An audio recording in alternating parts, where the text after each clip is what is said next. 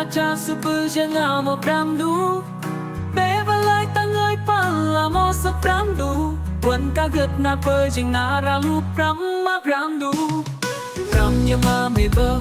prau và lời ta năn cú bơ và lời ta vắng ta tham và lời tan tâm sân và lời ta ngơi chợt chiên và lời ta cơ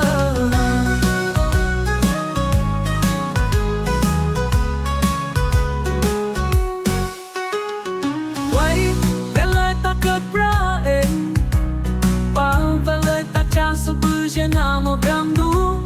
bé và lời ta ngơi pa là mo sắp pramdu quần ca gật na pơ chừng na ra lu pram ma pramdu pram nhưng mà mê bơ prau và lời ta nên pu bơ và lời ta vắng ta tham và lời tan tâm sân và lời ta ngơi chợt chiên và lời ta cơ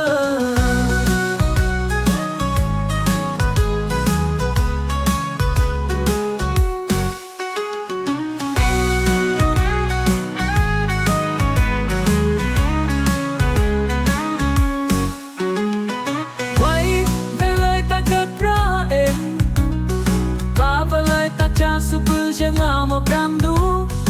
bé và lại ta ngơi pan là mo sắp pramdu quần ca gật na pơi chừng na ra lu pram ma pramdu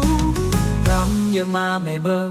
prau và lời ta nên pu bơ và lời ta vắng ta tham và lời tan tâm sân và lời ta ngơi chợt chiên và lời ta cơ pram nhưng mà mê bơ prau và lời ta nên pu bơ và lời ta vắng ta tham và lời tan tâm sân và lời ta ngơi chợt chiên và lời ta cơ